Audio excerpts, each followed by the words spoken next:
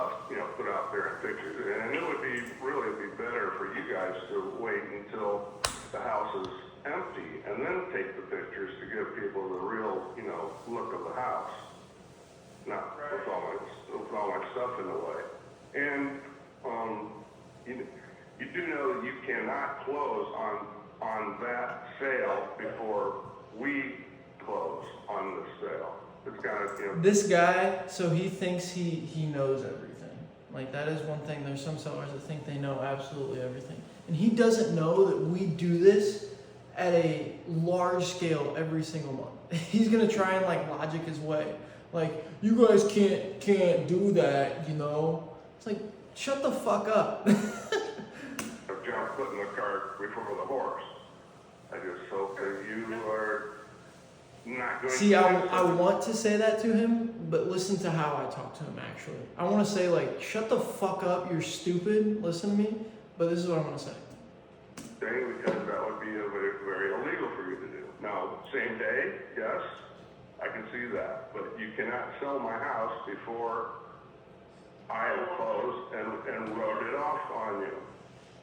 Right. I just want to make sure. A lot of times, we do this pretty frequently these days. We purchase a lot of property. So a lot of times it will be same day if we do find a partner. And if not, we don't find someone who wants to go live there, we're going to close either way. So I do apologize for, having that. So just kind of brush by it, Just brush by it. We do close same day. And I actually wanted to get what he was actually, worried about. He was got my personal belongings on there. So I do apologize. Stuff on there. I mean, if there's certain pictures you want taken down, I can take it to my team. We can take them down if you would like that. Yeah, well, any personal stuff that's on there, pictures of my personal property. Right. My clothes, my furniture, my computers, that doesn't need to be on there. And plus, it makes, can't really get a good picture of the house that way. I mean, that's what you're selling is the house and not my personal property. But, Right. I didn't want a bunch of people coming by my house, at all hours, looking and stuff too. No, yeah, there won't be any people like that coming at all. Like I mentioned, we'll probably schedule a day or so here, probably to have our people go through. It'll be our, contractors, the people we normally work with. And Okay, so why I wanted you guys to listen to this here is how we set expectations with our sellers, right? It's completely transparent, right? We're gonna have our partners come through. They're gonna go ahead and look at the property. We're still good to go. We're gonna be closing within 30 business days. We still have to get some quotes and have people walk through our partners that we're gonna be working with on the deal. When would be the best time for that? Right? So they know exactly what we're doing, especially if we've put an agreement together for a cash deal, right? anyone is interested from our folks, they will be coming soon. So it'll just be one or two, in between today and, maybe either this week or next week, we can get that figured out. But yeah, whatever you think, just let me know what you want me to do. I'll tell my team, hey, Jason wants these pictures taken down. He wants this and this because my ultimate goal, me and my partner, I want you to have the best experience possible because, I'd rather you have a 5-star experience and, give us a glowing review, rather than, having a not so good experience and think you were, misled or anything.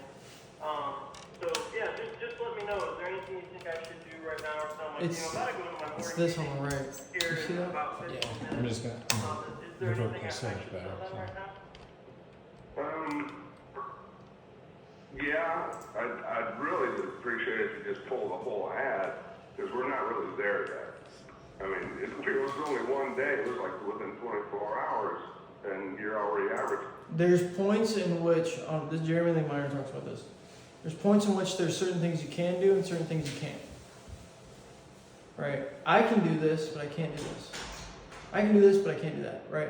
I'm at the point where I'm not taking the ad down. Right? So how do I handle that? Or you can go, somebody's like, they want a higher price. Or after they, someone signs an agreement with us, they want to back out. I'm like, hey, we can't do that. I'm sorry, that's someone from my higher ups. I don't deal with that. Right? Guys, I understand what you need to do, and if you could flip the house that way, hey, more power to you. It doesn't matter after I sell it. It doesn't matter what you do. I'm okay with that. But before we close, yeah, it's kind of disheartening a little bit. Especially any pictures of my computer desk and personal property, which is almost all of them, except for the outside of the house. And also too, like, these sellers have lives, and they've got things they deal with. And I walked through this guy's house, and he's a lonely dude. He's a lonely dude living in a property that isn't that nice, right? So I want to make him have a good experience as well. I'm not just gonna be like, everything he says, just, hey, fuck you, blah blah. We bought your property. Like, we want to accommodate our sellers. We want them to have a good experience. And like, this guy is obviously, he doesn't have the best of lives. But Right. So what I can do, I don't think I'm gonna be able to get my partner to agree to take the whole post down, but I can take out any of the pictures that show your personal belongings, like couch, clothes, computer, anything like that. So that comes into negotiating. I'm gonna end that call there, but like, this is negotiating where, like, when you're going back and forth with someone, like, hey, I talked to my team and they said we can do this if you'd be willing to do this, right? I give you this and you let me do this. Like, that is a negotiation thing right there. It's like, man, if I could throw in a Middle America Homes hat, could you do, 50,000 instead of like 52.5, something like that. Like, if I could do this, can you do this? That's like you giving and then asking, right? But yeah, that's that right there. Let's just finish it So out. we just mainly have the outside and then the vacant side of the unit that is on the post. Would that help you at all? yeah, that would help. I feel a little bit better on that. I'll get that done. I'll get those taken off. Yeah. Yeah. And I did notice on the contract that it still has it on there that I'd be responsible for paying the property taxes on the property, but it is as is and 25,000 walk away, which Right. is a contradiction on the contract itself. So, and me and you have talked to that. Right, yeah, so whatever the amounts that are owed that need to be paid, they'll still be, you have to pay them through your proceeds. So this is something that, like, we're just gonna have to deal with a lot, and especially with men who own property. Like, if they have a penis, they feel like they know everything, right? Like, that is all men everywhere. Like, that is just a fact. So anything that, like, he's going to come up with some bullshit, like Mark Johnson was coming up with shit with me, like, all of these sellers, like, you just have to work through it, and you kind of like acknowledge, but then just, go past it, right? But I will up the purchase price to match whatever. So he tried to say that, like, there's a contradiction in the agreement that says he's paying the taxes, but I'm getting a 25 grand walk away. I was like, oh yeah, no problem. So that 25 grand walk away is no matter what, right? So if we find out there's something that needs to be owed, I'll adjust the purchase price. No worries. So say we get to closing and, the taxes are $3 grand and, you owe another $4. I will up the purchase price to $32,000, up that $7 grand. So you would still be paying it, but essentially we would be paying for you by upping the purchase price. Does that make sense? Because I'm gonna get you to walk away with 25 grand. Yeah, you're gonna do an amendment to the contract. Correct. Yep, you got it. And but the taxes are $1,300. I have the tax bill right here, and it's due November 10th, so I know exactly. Okay. So that's it there. You see his tonality has kind of shifted a little bit at the end. But yeah, that's how you handle it. The biggest thing there is, like, the tonality. Nothing is a problem. There's never problems. Nothing is a problem. Seller comes to you with a problem, it's not a problem. It's like, oh, no worries. No worries, that's fine. No worries. Okay, now let's go over a few of your guys' offer calls here again, because this is where I really want to focus with you guys in negotiating, because we are very, very good at connecting with sellers. You guys can do that very well. Now it's being able to put these deals together, right? Being able to get good prices, being able to, you know, get the ABs that we can sell and make decent spreads on, okay? So let's do this. I'm gonna go to reporting. We're gonna do one for each of you guys, and then I'm gonna head into this bill meeting, and then we'll head out. So let's just do this month. Let's do offer calls this month.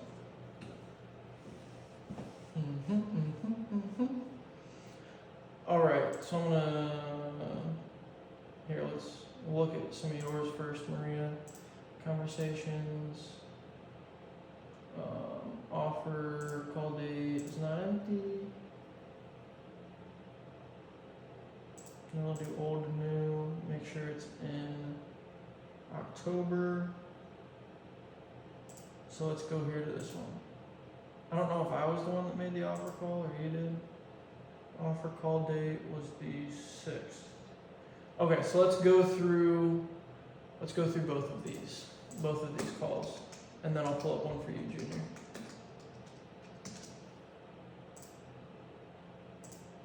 So I'm gonna download this one.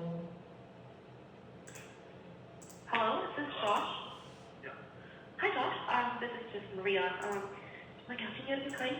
I think I already gave notes on this one. Yeah, I did. Oh, okay. Yeah, I did. Okay. Did you look at these ones, Maria? This was for Josh Wetzel.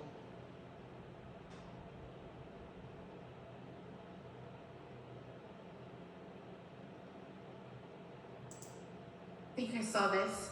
Let's actually listen I to the remember him. let's actually listen to the offer call here. See how that went. Hey, Josh. This is just Maria. We spoke earlier. Yeah. Yeah, about Fletcher Avenue, right? In Indianapolis. Right. I'm so sorry I wasn't able to call around 1:30 because I got stuck with my underwriting department in here. But would this be a good time for you? Yep. What's up? Okay, great. So like what I said earlier, I did to move forward this with my underwriting team to hopefully get a number or an offer. So basically, I think you mentioned specifically earlier that you'd be a lot more interested with a cash offer, right? Rather than the innovation offer because you're a realtor yourself and. So I would just stop there. That's one thing I think since we've had this call, you've improved in a lot already. From like 2 weeks ago, but it's just like, you know, what am I about to say? What am I about to say? What do you think? One question at a time. There you go. Yep, exactly. Yeah. So just wait there and be like, you were looking for more so cash, right? And you'd be like, yes. And then you don't want to tell them their reasoning because you're going into their reasoning for him. Like, hey, because you're a realtor, you want to ask, okay, what makes it so you want a cash offer again? Could you remind me? Right? So you wanted a cash offer, right? Yes, I did. Okay, could you remind me why that is?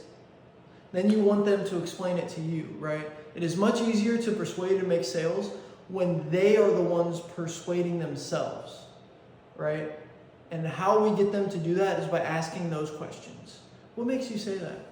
But what happens if you don't end up selling? I wanted to work on consequence questions with you guys as well. So consequence questions are like, what happens if they don't get to their desired end result, right? Like, well, let's say someone has a situation where they're older, they've got these stairs, they don't want to go up and down, right? They don't want to have to deal with the property, they don't want to do yard maintenance, blah, blah, blah. Someone say like, well, Trisha, what happens if, you end up not selling this before winter and, you keep having to go up the stairs and you have to maybe even shovel snow and, have the chance of like falling. What happens then if you don't sell? they're either gonna say like one of two things. They're gonna be like, I'm definitely selling it. There's no way. I'm definitely selling it. Be like, okay, all right, perfect. Or they're gonna be like, well, I don't know. I don't know what's gonna happen then. We'll be like, I'll just have to deal with it. And this is the one where they say, if I'll just deal with it. It's like, well, I mean, if you had the option to not have to deal with it and just sell it, would you rather do that? Like, oh yeah, obviously I would. I'm like, okay, well, let's talk about, potentially helping you here. Right? Okay. Consequence questions are getting them to envision what would happen if they don't. And the way that it's set up is that you get them to their ideal scenario. So you want them to picture like them getting the property sold, them getting what they want, them moving on from the property, all of this, and then take it right away from them. And be like, well, what happens if that doesn't happen? So I would be talking about that scenario, like, so you're hoping to, get into a nicer little retirement home so you don't have to deal with a lot. You have nothing to worry about. You have people there to help you if you need. You wouldn't even have to worry about this property, right? That's what you're hoping to do. And then I would go into a consequence question, which is like, well, I mean, what happens if you don't and you continue to go over these stressors? Like, can you continue to have to deal with this? Right? That's what consequence, so ideal scenario and consequence, that's what that is. In the event that it was, just sold for a cash offer, you'd be willing to list it in your own, put it in the market yourself? Yes. Is that about right? Okay. See, we talked about that. You want to avoid people saying yes, just yes. Avoid that. The questions that get them to say yes, because that means that you're not letting them speak for themselves, right? So just reframe those questions, like we talked about, Perfect. So, okay, and so it totally does make sense. I go ahead and ask for the novation offer. So, I basically got it approved for a cash offer as is, with no commission. We're going to be handling all the fees and closing costs, and if there is a need to update the house to make it look better, then we're going to take care of that. So this is also too, if someone's asking is a lot higher than what we're actually able to do, you can go over that and be like, yeah, so I did get the offer approved that would be cash as is, pay all the closing costs, and if we were able to actually do that and we pay for everything and say close in like 3 to 4 weeks, what's the lowest you'd be willing to accept? Right, before you give the offer. And then if they tell you their lowest, it's like, gosh, I mean, my team was quite a bit lower than that. I mean, would you still be open to hearing it? And then you give your offer, right? So you want to get them down and then do that. Nothing out of your pocket. So basically, hold on 1 second. So yeah, okay, I got it approved by my underwriting team. So they get back to me and told me their cash offer for your property at Fletcher Avenue would qualify for $37,500 cash access offer. How much? Sorry, $37,500 cash access offer. Have a nice day. No, thank you. I appreciate it. Yep. So this is crazy how much progress you've made from here, right? You would know how to do this a lot differently now. This call would be a lot longer. You would have done it a lot differently, right? And the thing to do here that we've talked about is before giving our low anchor, because that needs to happen to have good deals, right? You know what they're going to say. A lot of times they're going to be like, fuck you, hell no, that offer's horrible, right? What you do before that is you preface it. So you're like, hey, don't shoot the messenger here. I'm just telling you what they said. I know this probably won't work, and I always go back to them to try and make deals happen, but I'm just the one that tells you what they told me. And they told me as of right now, that cash deal as is, us closing in about 3 weeks, taking over the tenants,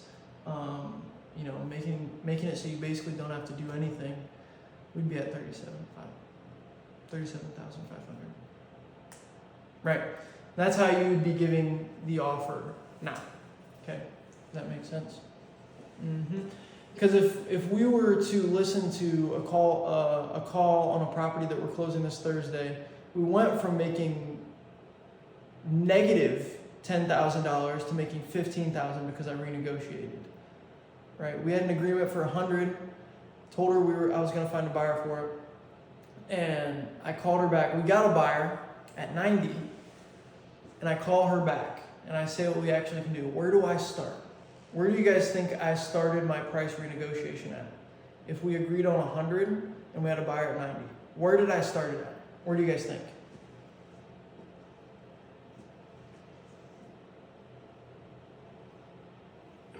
Sorry. Oh, did you hear me? I'm not sure if you heard me. Mm-mm. Oh, Go ahead. I probably would have started at like 40, 45. Maria, what do you think?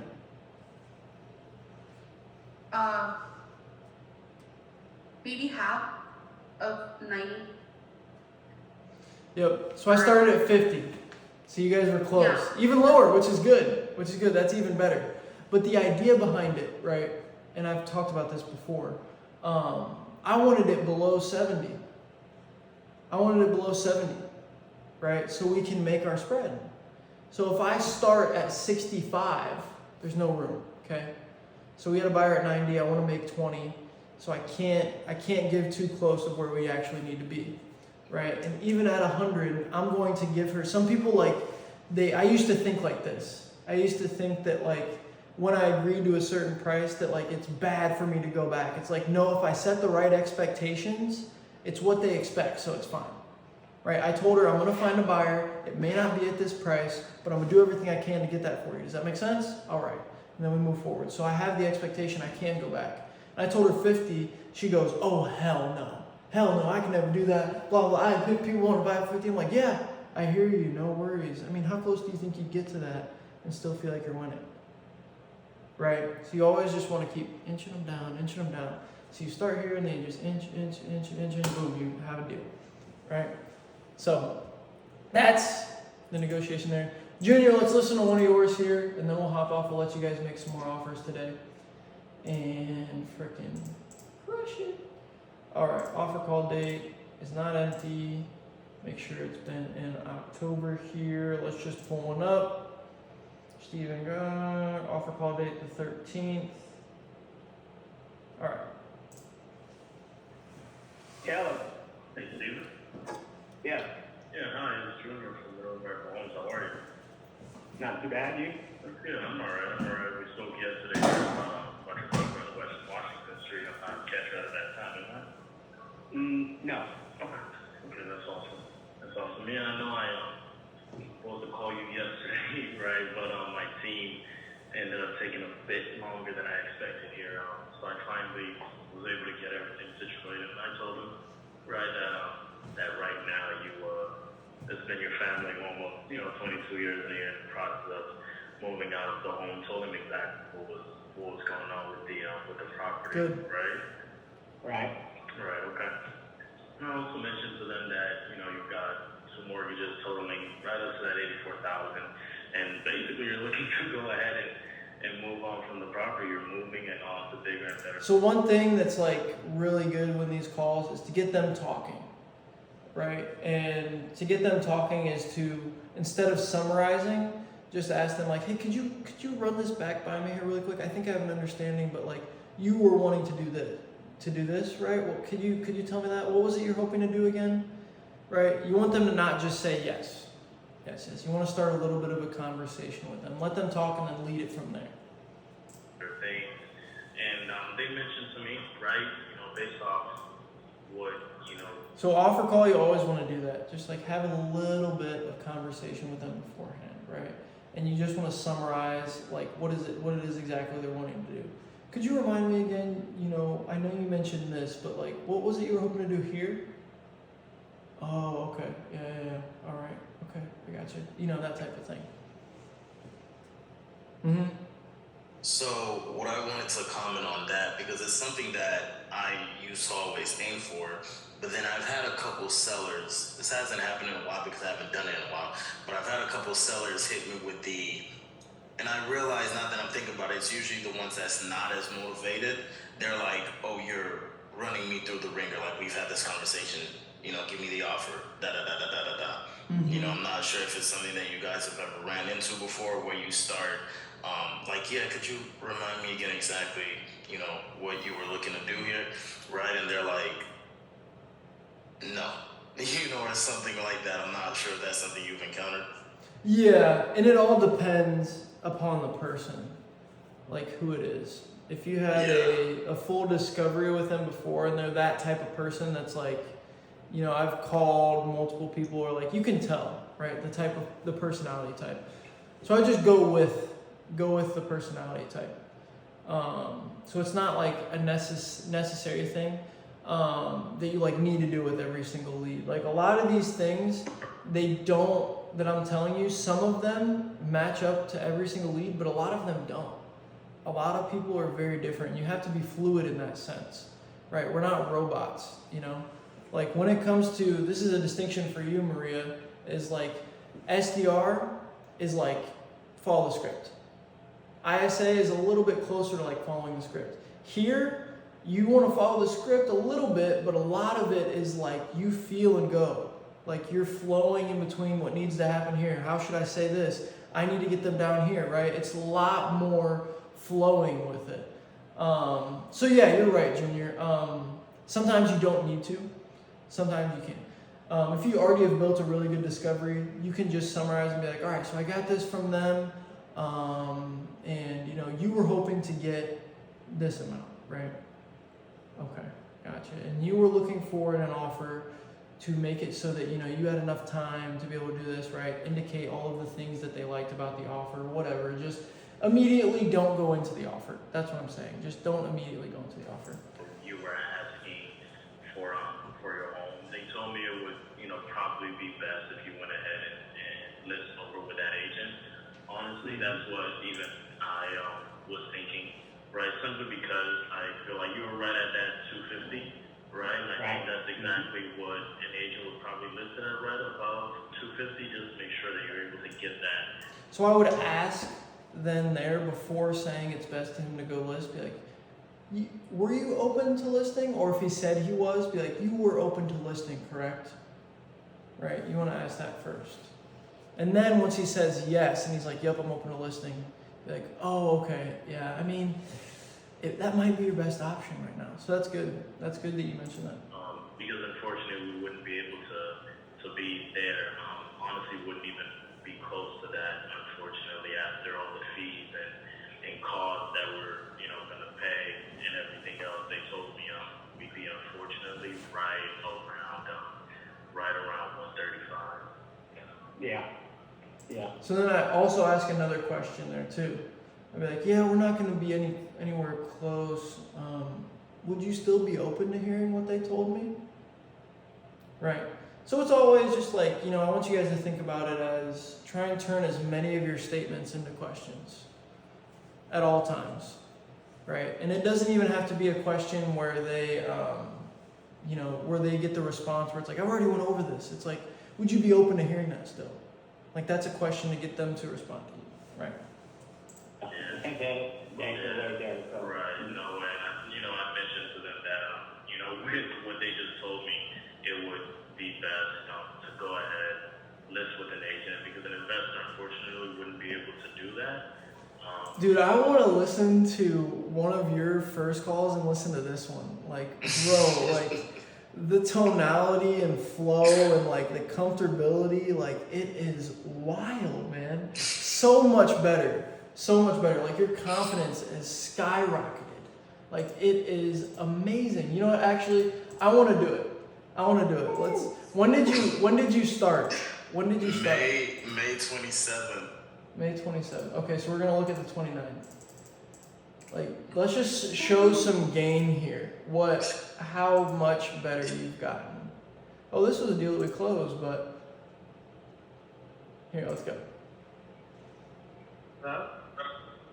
Yeah, somebody just called me. Oh, yeah, sorry, is this Bruce? Oh, that's not you. Oh yeah, I have no clue. I was like, who the fuck? Okay, here we go. Yeah. Hey, Bruce. What's up? Yeah, this is Junior with Middle America Homes. I believe a while back you actually a colleague of mine about your property on State Road 9. Did I catch you at a good time, man? Oh, yeah, we decided not to sell. Oh, you're not selling it anymore? No. Well, what changed, man? Don't want You don't want to move? and the wife don't. Gotcha. All right. Well, do you happen to have any others you know you were thinking of selling? My dad's old place might be up for sale. The one is at 4350 North State Road 9. 4350? I don't know if you've got it listed, but you might look it up. It might come up with something. Okay. No problem. Is there if you don't mind, a number that you can give me that I can contact them with? 505-228-6464, and you said it's 4350. Her name's Karen. Karen. See, just so much better. Like the tonality, Man, everything. there's so many questions I could have asked there. Like, think about it. Yeah. Oh, why doesn't want to move? Oh, okay. Would it help if, we're able to provide an agent, help her look for, oh my God, so many questions. See, dude, that's awesome. Like, look where you're at now, right? That game, that constant work, the learning. So, you guys are on it. I love it. Any other questions before you head out? Nope. Let's get them offers, get them deals in. Come on, Maria, you're gonna have like 3 this week, okay? 3 deals this week. Let's go. Let's go. All right. You resigned. Peace. I saw that. Let's go. Let's go. All right, we'll talk later. Have a good day, y'all. For sure. Peace. Yeah. Who's Yuri? That's the Anderson property.